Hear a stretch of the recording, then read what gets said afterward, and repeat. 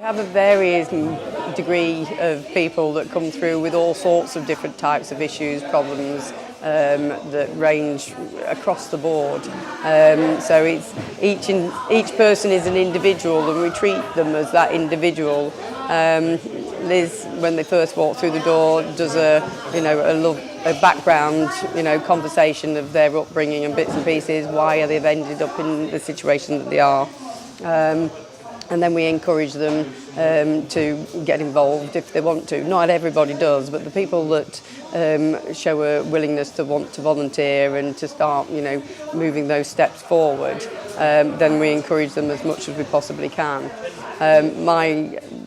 The way I tend to do it is I start with their working history, what sort of things have they done in the past, and if they have any skill set that they already have, then I encourage them and work with that area.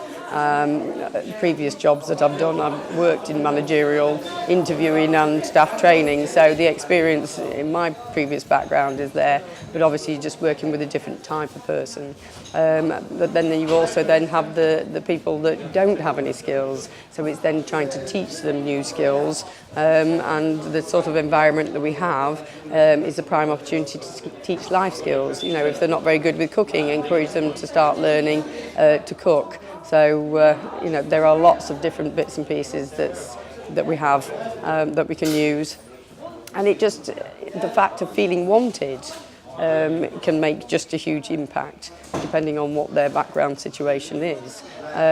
Most people that we have, you do tend to find that they don't have any family, or the family they did have wasn't interested and they weren't valued. So just that, acknowledgement that they are more valued than they have previously can have such an impact, and the response you get back from them is immense. I've been surrogate mother to more people than I could possibly remember, to be quite honest. They don't all stay around, but you just try and pick them back up, boost their confidence and send them on the way when they're ready to move on.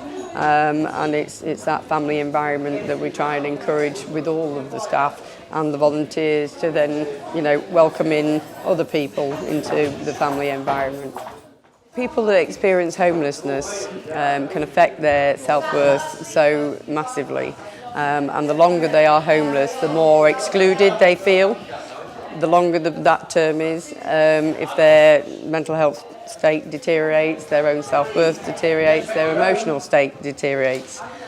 And especially if they're struggling to keep themselves clean and tidy, and the more dishevelled the person looks, that more that person will be then excluded by the outside world, because people look at somebody's attire, they look at the way they are, and the more dishevelled they look, the more that barrier then becomes more apparent, and the more they lose their self-respect and self-worth. Trying to tackle that and the public perception of people that's homeless, because they automatically think, oh, homeless, and it's a fear aspect.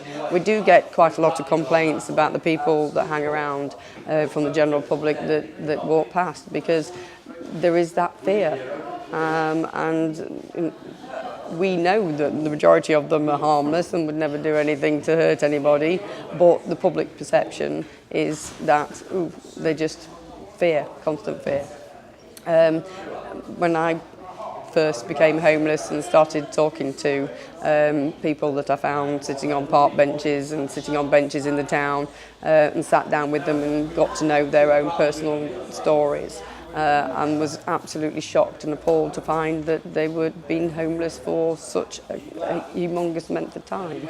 And to me, I was shocked to find that nobody was actually helping these people try and rebuild their life. The longer they find themselves homeless, the more they deteriorate, the harder it is to try and drag that person back to normal society.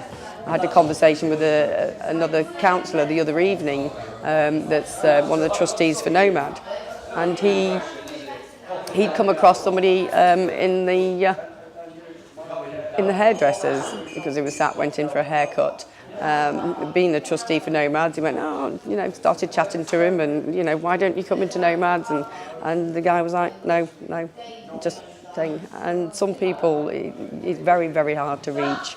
The longer they're out and away from society, they just shut themselves off completely. So it's very difficult to actually reach out to some people that are unreachable. We don't just deal with homeless people. We also have a community that we reach out to all vulnerable people that feel that they're not part of society, make anybody welcome, and that stems to the Christianity side of things, with it being part of the church. And we have all sorts of people that aren't homeless that do come in just for somewhere to be part of, knowing that they will be appreciated, accepted as part of the ever-increasing community of BeAttitude.